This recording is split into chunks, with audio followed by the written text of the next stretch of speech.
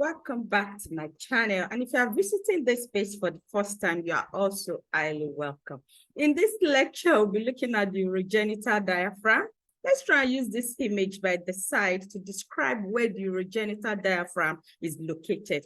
This image represents the pelvic cavity, and we have the pelvic floor or the pelvic diaphragm seen at the limit of the pelvic cavity. So this pelvic cavity is limited inferiorly by the pelvic floor or the pelvic diaphragm, while the remaining space that is located below the pelvic floor, the pelvic diaphragm, is referred to as the perineum. This perineum has a diamond-shaped configuration, and because of this, an imaginary line that runs transversely from one edge to the other will be seen to divide this diamond-shaped configuration into two triangles. So you have a triangle at the front that is highlighted here in red. This triangle is referred to as the urogenital triangle, while posteriorly we have behind that is highlighted here in dotted green, the anal triangle. So you can see that the perineum, which has a diamond-shaped configuration, is further subdivided into the urogenital triangle at the front, and behind we have the anal triangle. Within this urogenital triangle is where we have the urogenital diaphragm. And this is what is highlighted here in black. This is a corresponding named diaphragm. The urogenital triangle within it is where we have this urogenital diaphragm. So follow through with this lecture. We'll be describing the general configuration of the urogenital diaphragm, describing some of the features that it presents within the perineum, and also highlighting some of its functions.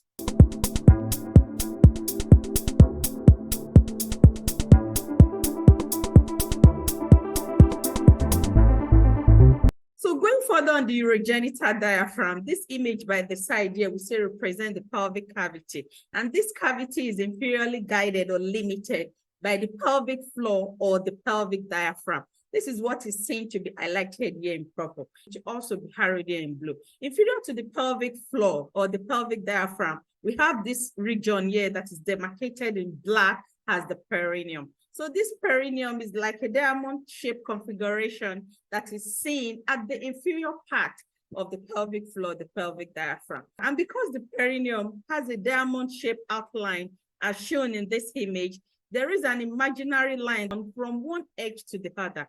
And this imaginary line is what is seen to further subdivide the perineum into two triangles. So anteriorly, we have one triangle, and this triangle is referred to as the urogenital triangle. And this is what is seen to be highlighted here in dotted red. This urogenital triangle, from mere breaking down the name, as I've always said on this channel, you would be able to deduce what this triangle entails. This urogenital triangle is seen to allow for the passage of the urinary structures and also the genital structures. So this is what is seen around this space, and this is why it is so named the urogenital triangle, which means the triangle that allows for the exit of urinary and also genital structures. And behind, we have the anal triangle. And this anal triangle is seen to be highlighted here in green. Also from me breaking down the name, it means that this triangle allows for the passage of the anal canal. And this is seen at the posterior part. So if you look at it, within the urogenital triangle is where we have the urogenital diaphragm, just the corresponding name diaphragm. Remember, we have the pelvic diaphragm here above that is highlighted here in purple. This pelvic diaphragm is seen to form the pelvic floor of the pelvic cavity. And this is what limits the pelvic cavity and the inferior part.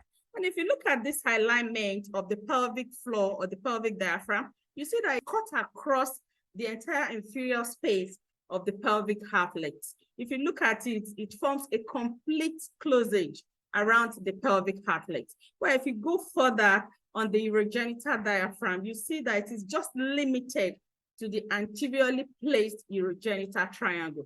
The urogenital diaphragm is not seen to extend into the anal triangle.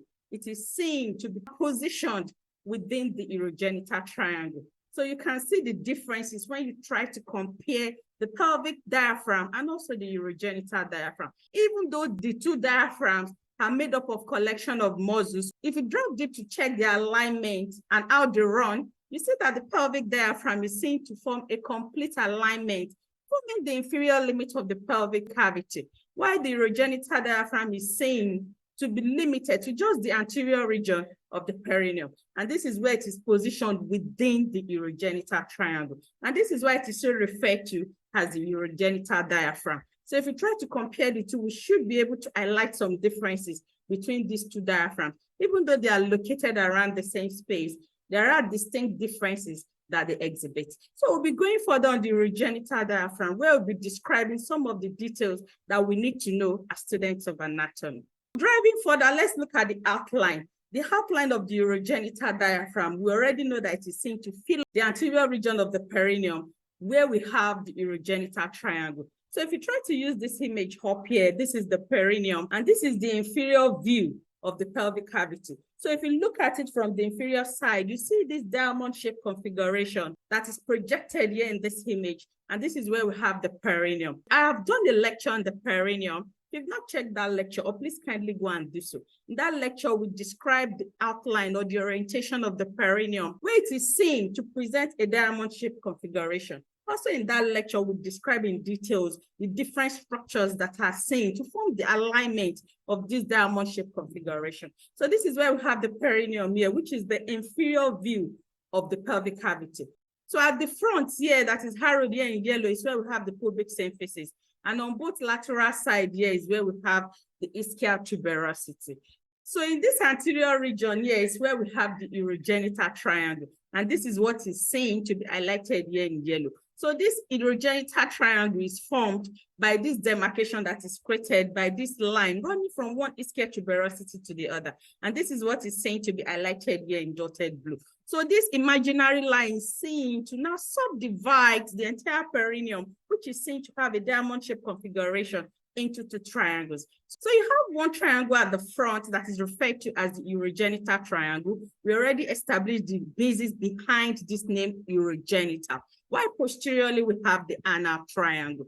But specifically, it is within this urogenital triangle at the front that we have the alignment of the urogenital diaphragm. This means that the urogenital diaphragm is limited to just the anterior region or compartment of the perineum. Even though it is seen to be located within the perineum, it is limited to the anterior region of the perineum. It's also good for us to add that anteriorly at the head here, because we say that the urogenital diaphragm is seen to fill the urogenital triangle. And we know that the urogenital triangle is a triangular configuration, but this urogenital diaphragm is not seen to completely fill up the urogenital triangle. There is a deficit at the front here. There is an opening created around the apex of this urogenital triangle due to the non-complete deposit of the urogenital diaphragm. We say that it is a strong muscular membrane and can also be referred to as a triangular ligament. It can be referred to as a triangular ligament because of its almost the triangular shape configuration that it presents.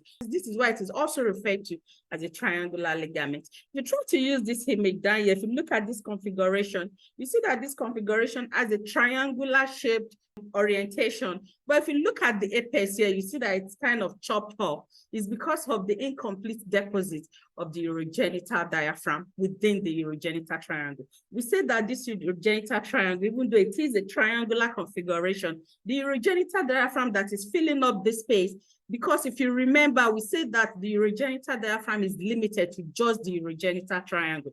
But if it is filling up this place in an incomplete version, where you have the apex of this triangle not filled by the urogenital diaphragm, you have this deficit created in the anterior part. So it's going to be presenting this kind of configuration as projected here by the side. So it's good for us to know this.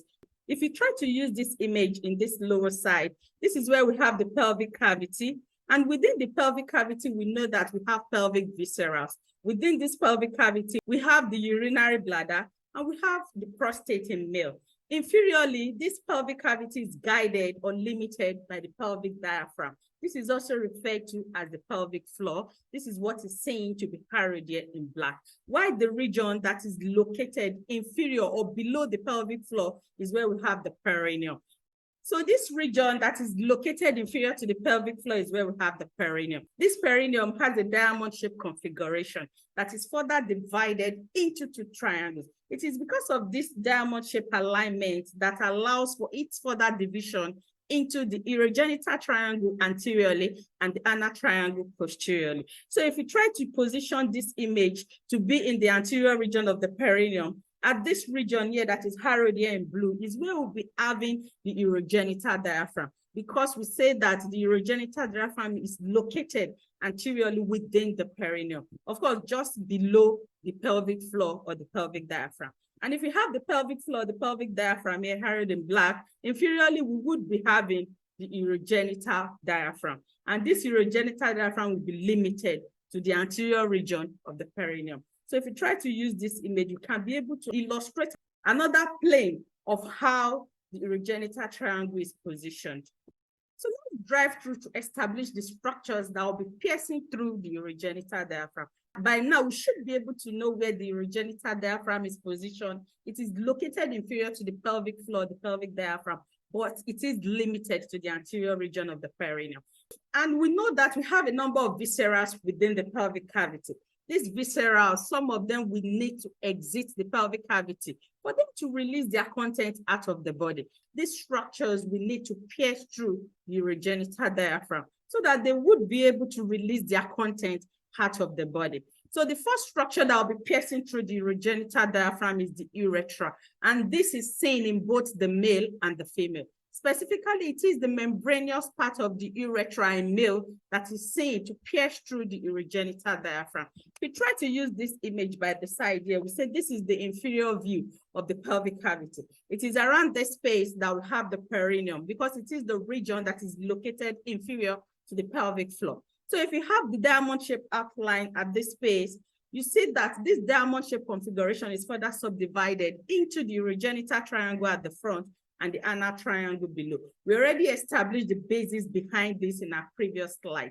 So anteriorly within the urogenital triangle that is highlighted here in yellow is where we have the urogenital diaphragm. So this urogenital diaphragm will be pierced with the urogenital hiatus. And this is what is seen to be demarcated here in dotted red. So this hiatus is created to allow for the passage of both the urethra and also the vagina in female. So you have the urethra here highlighted in white, and this urethra is seen to pass through the urogenital diaphragm. Because if we say that the urogenital diaphragm is limited to the anterior part of the perineum, and we know that the urinary bladder is located around this region, it means the exit of urine through the urethra will also be passing through this specific region.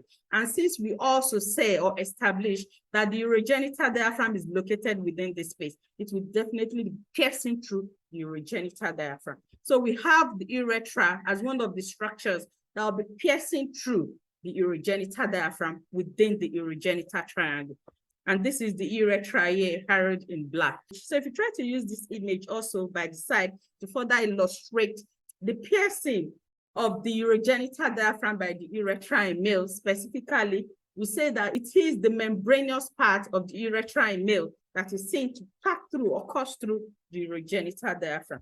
If we try to use this image, this is where we say we have the pelvic cavity. And inferiorly, the pelvic cavity is guided or limited by the pelvic floor that is also referred to as the pelvic diaphragm. So the region that is seen below the pelvic floor, the pelvic diaphragm, is where we have the perineum. And this is what is carved out here in red. So within the perineum, we say we have an anteriorly placed triangle, which is referred to as the urogenital triangle. It is within this triangle that we have the urogenital diaphragm.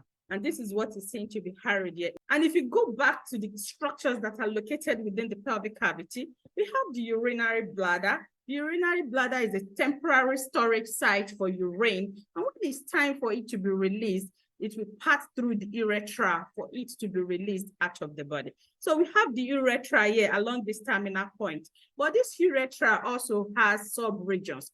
This region of the urethra that is located immediately after the urinary bladder is the pre-prostatic urethra.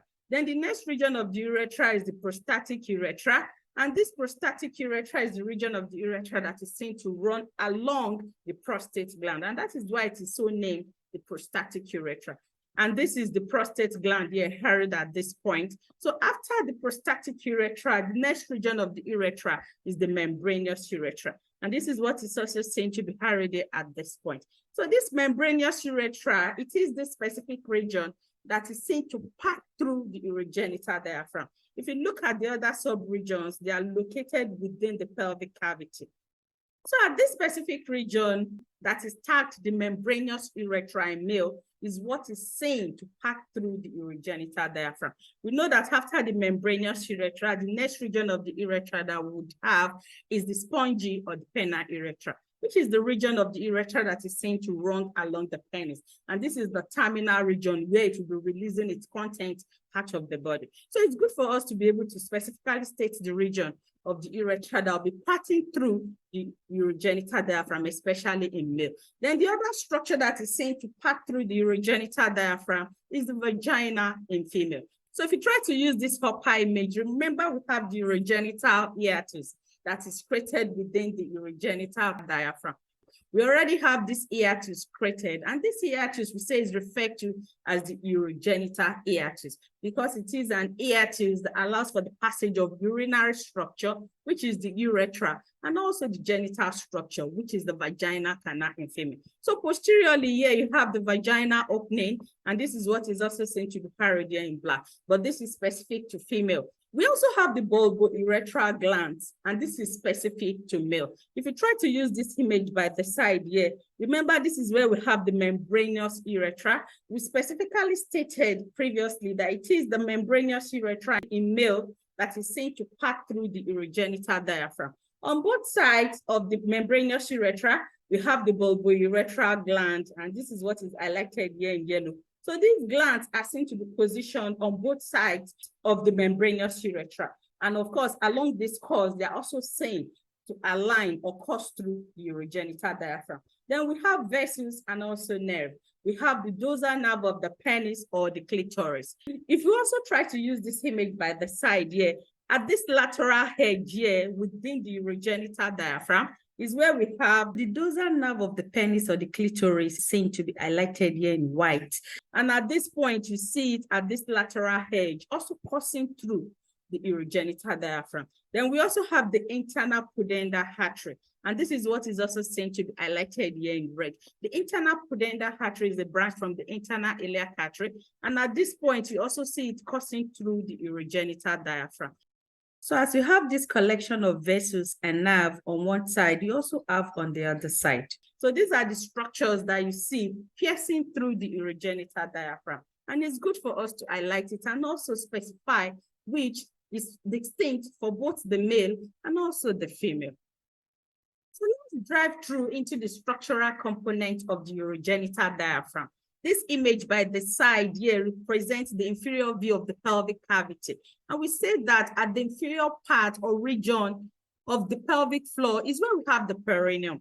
This perineum is seen to take a diamond-shaped configuration that is further subdivided into two triangles. So you have an urogenital triangle at the front and you have an anal triangle behind. In between these two triangles, you have a structure that is referred to as a perineal body. This is what is seen to be highlighted here in blue. This perineal body is a centrally placed network of muscle fibers that is positioned between the urogenital triangle anteriorly and the anal triangle posteriorly.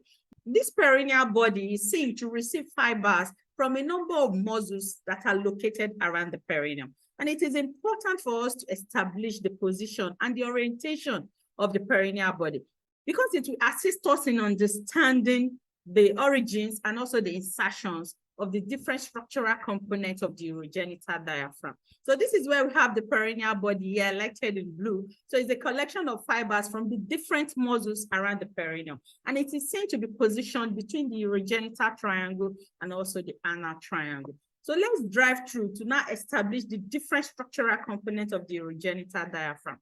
And also taking note that this image that we'll be using to describe the different components is placed in anatomical position. So at the front here is where we have the anterior region, and posteriorly is where we have the posterior region. And this presentation here is the inferior view. So we are going to be placing the different fibers from how they originate to how they insert within the urogenital triangle. Remember that the urogenital diaphragm is limited to just the urogenital triangle, as we've stated in our previous slide. So these muscles are basically skeletal muscles, which means that they are attached to bone.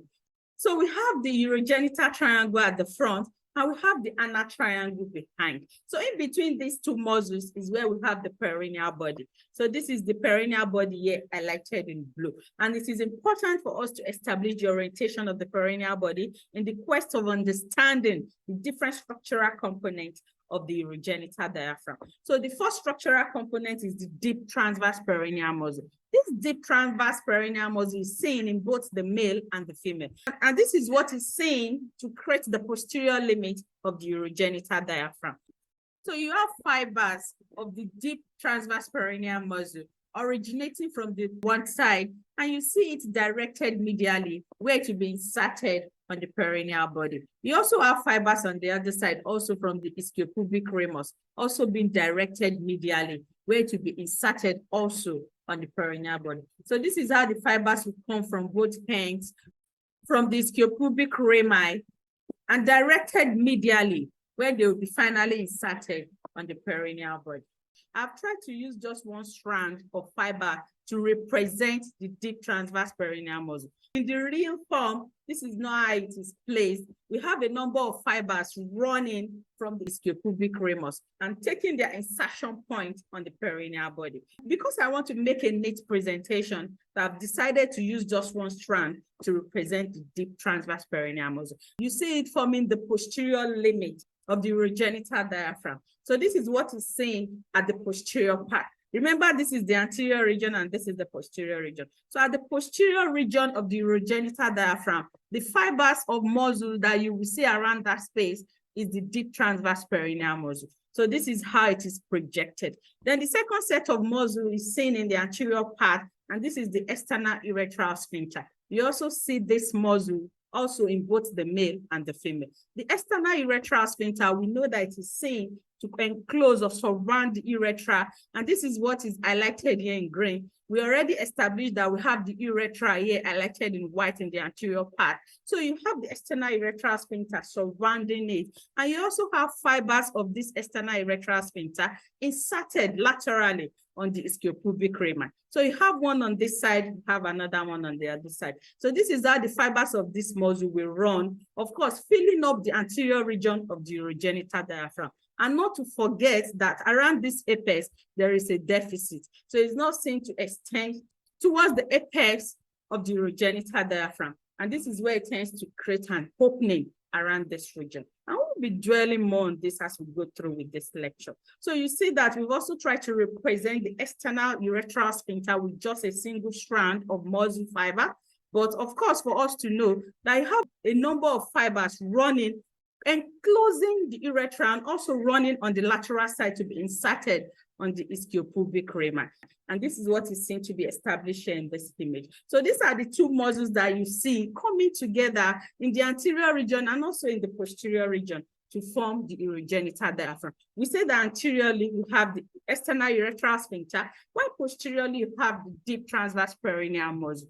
You see this kind of orientation in both the male and female. In addition to the female, we have two extra muscles also contributing to the formation of the urogenital diaphragm. But these two extras are subdivisions of the external urethral sphincter. Because of the peculiarity of the female reproductive system, we know that within the urogenital hiatus, we also have the vagina in female. So let's try and drive through to also see the additional two muscles that will be emerging from the external urethral sphincter, also contributing to the formation of the urogenital diaphragm. So the first muscle is the sphincter urethro-vaginalis. This is specific to just the female. From the name, as I've always said on this channel, most times when we break down the name, you already know what it entails. So the sphincter urethro-vaginalis is a sphincter of strands of muscle that you see running or connecting the urethra with the vagina. And this is what is seen to be highlighted here in yellow. You see that we have the urethra at the front, and behind we have the vagina canal.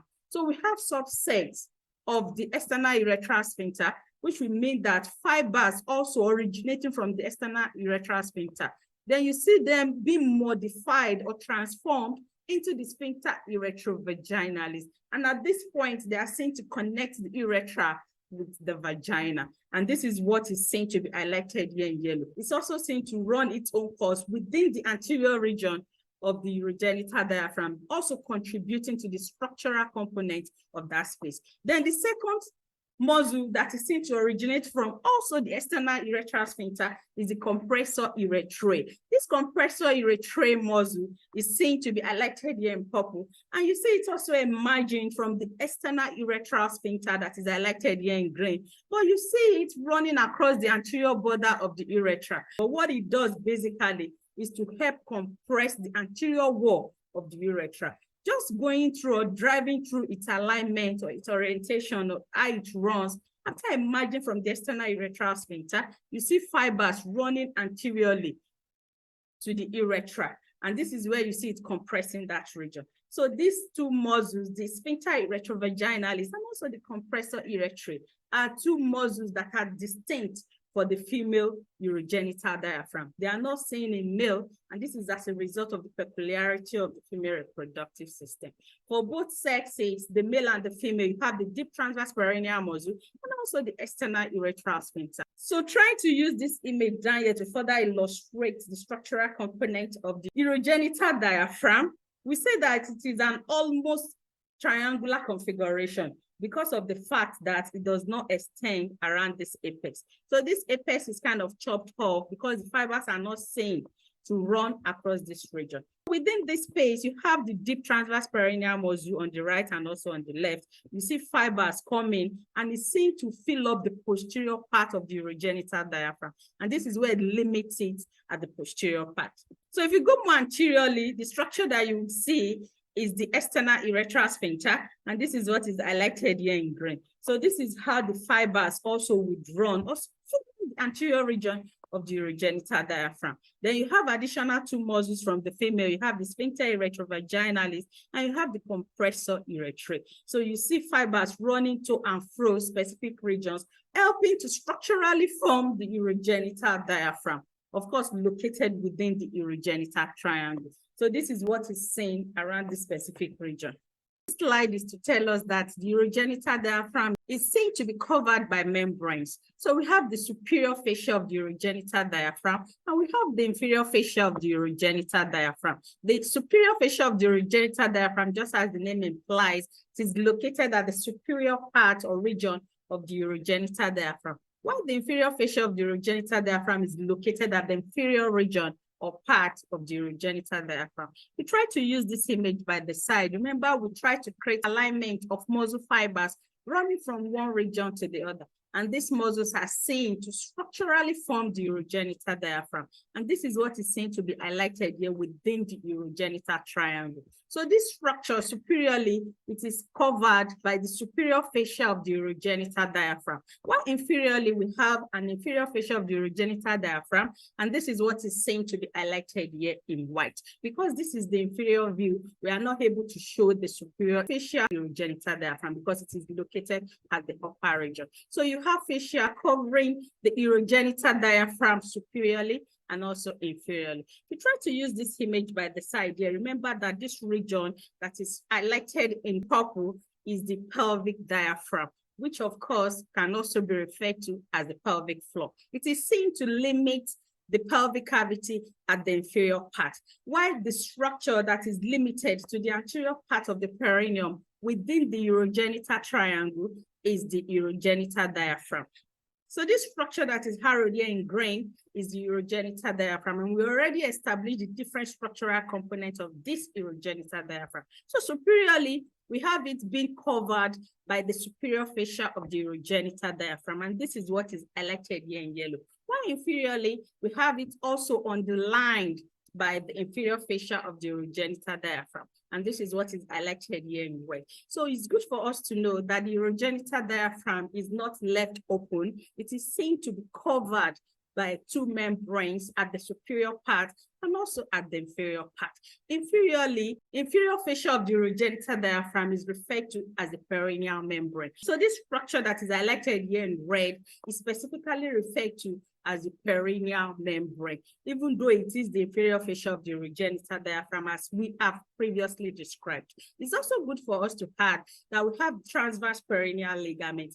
The inferior fascia of the urogenital diaphragm is specifically referred to as a perineal membrane. This perineal membrane, if you try to use this image by the side, it seems to form a thickening around the apex of the urogenital triangle. So at this anterior edge here, this perineal membrane that is also referred to as the inferior fascia of the urogenital diaphragm is not also seen to extend to cover this region around the apex, just as the presentation that is established by the urogenital diaphragm. So you have a deficit in this anterior part, and at this region, the perineal membrane is also seen to form a thickening around that region. And this is what is seen to be highlighted here at this point. And this is specifically referred to as the transverse perineal ligament. So you see this transverse perineal ligament creating like a limit at this anterior region towards the apex where we have deficit of the perineal membrane. And of course, between this space and also the inferior pubic ligament. The inferior pubic ligament can also be referred to as the arcuate ligament. This is where we have the inferior pubic ligament here, heralded in yellow. This inferior pubic ligament, we see that it is seen at the inferior part of the pubic symphysis. We know that the pubic symphysis is created at this anterior region. So you see a space created between this inferior pubic ligament that is highlighted here in yellow, that can also be referred to as the arcuate ligament, and also the transverse perineal ligament that is highlighted here at the front. So you see a space created at this point that is harrowed here. And this space is so created to allow for the passage of the deep dorsal vein of the penis or the deep dorsal vein of the clitoris. So you have this space created to allow for the passage of a vessel.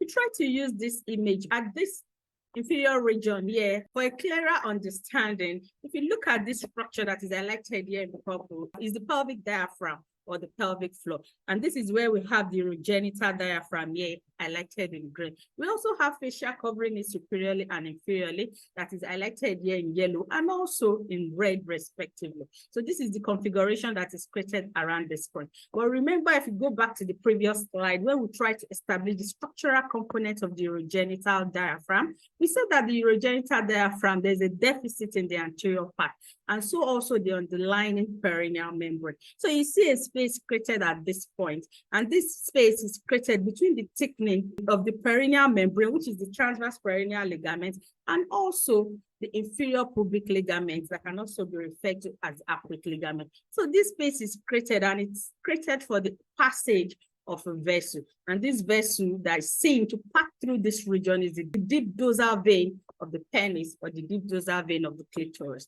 So this is the kind of configuration that is presented around this region. I will try to use another version of image to also explain this illustration. So let's drive further to the subdivisions that is created by perineal membrane. Now we now know that the urogenital diaphragm is covered by a fascia at the superior part and also at the inferior part. The inferior fascia of the urogenital diaphragm is specifically referred to as the perineal membrane.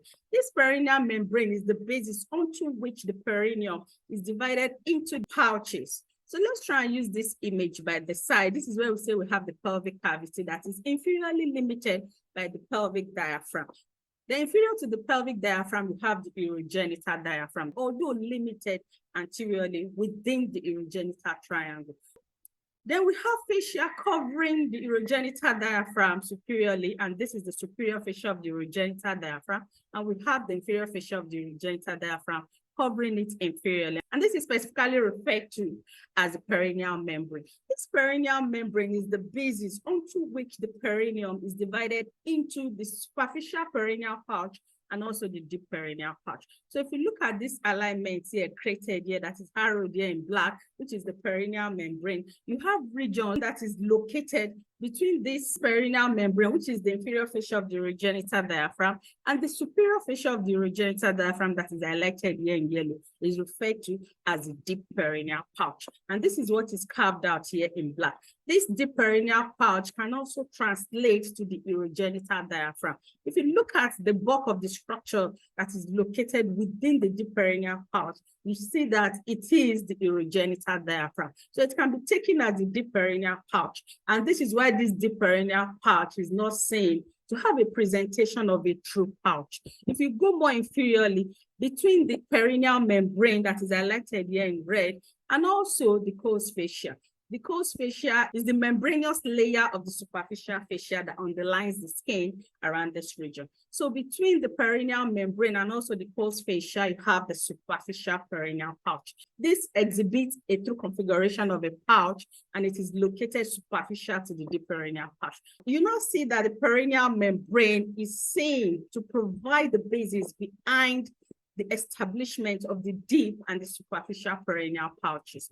If you try to use this image at this inferior region, this is where we have the pelvic cavity. This pelvic cavity is inferiorly limited by the pelvic diaphragm or the pelvic floor. And inferior to the pelvic floor, the pelvic diaphragm, we have the urogenital diaphragm, which of course is limited to the anterior part. So superiorly, this urogenital diaphragm is covered by the superior fascia of the urogenital diaphragm, and inferiorly it is covered by the inferior fascia of the urogenital diaphragm, which is specifically tagged the perineal membrane. So this perineal membrane is the basis onto which the perineum is subdivided into the deep and the superficial perineal pouches. So if you look at the region between the perineal membrane and also the superior fascia of the urogenital diaphragm, we have the deep perineal pouch.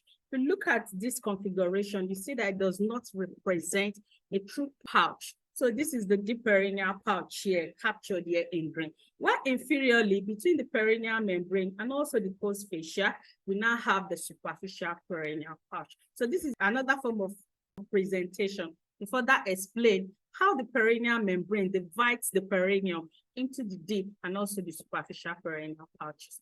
So let's drive through the functions of the urogenital diaphragm. Remember that the urogenital diaphragm is limited to the anterior urogenital triangle.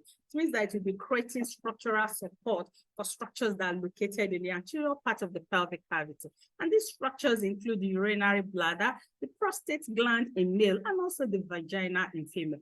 You try to use this image up here. This is where we have the pelvic cavity. Within this pelvic cavity, you have the urinary bladder, you have the prostate, and also the vagina canal in female. And you see that the urogenital diaphragm is seen to provide structural support for these structures because they are located in the anterior part of the pelvic cavity. And because we say that the urogenital diaphragm is limited to the anteriorly placed urogenital triangle, it also aids sphincteric control. We try to use this lower image here. This is where we say we have the inferior view of the pelvic cavity. And around this region is where we have the urethra. Around the urethra, we have the external urethral sphincter that is highlighted here in green. This external urethral sphincter is seen to surround the opening of the urethra. And at this point, to create a sphincteric control over the passage through the urethra. And because the external urethral sphincter is part of the structural component of the urogenital diaphragm, so it is seen to exhibit this function around the space. If you also look at the sphincter urethro-vaginalis, this sphincter urethro-vaginalis is like a sub of the external urethral sphincter, where fibers from the external urethral sphincter are transformed into sphincter urethro-vaginalis. This is also seen to create like an alignment connecting the urethra with the vagina. And at this region is also helping to create this sphincteric control over the passage of structures around the urethra and also the vagina canal. So this is how they help to contribute to sphincteric control. Because fibers that contribute to the structural component of the urogenital diaphragm are seen to align with the circumference of the structures that open or pass through the urogenital diaphragm. So along this course, they are helping to control the passage of structures also along it. So this is how they help in sphincteric control. Then finally, it's seen to contribute to the formation of the perineal body. We say that the perineal body is a central point where a number of muscles are seen to contribute to their fibers. We say that the perineal body is located between the anteriorly placed urogenital triangle and also the posteriorly placed anal triangle. So if you try to use this image down here, this is where we have the perineal body here highlighted in black. And this is what forms like a central tendon onto which fibers from the different muscles around the perineum are seen to contribute their fibers. This perineal body is seen to form like a fibrous skeleton of the perineum, thereby helping to hold the perineum in place. Because you have fibers from the different muscles around that environment contributing their fibers onto it. So it creates like a skeletal network, helping to reinforce or strengthen the entire perineum. You see the urogenital diaphragm. also contributing to the formation of this perineal body. And if it does this, it means it's also going to be supporting the functions of the perineal body. So you see fibers from the sphincter urethro-vaginalis that we described initially, also contributing to the formation of the perineal body. And this is what is seen to be highlighted here in dotted yellow. We also have fibers from the deep transverse perineal muscle that is highlighted here in red, also emerging from the lateral side. And you see it inserted also on the perineal body. So this is how we have different structural components of the urogenital diaphragm, also contributing to the formation of the perineal body. So it's good for us to be able to establish this. So these are the functions that are seen to be exhibited by the urogenital diaphragm. So thanks for watching this video. Please continue to stay glued to this channel.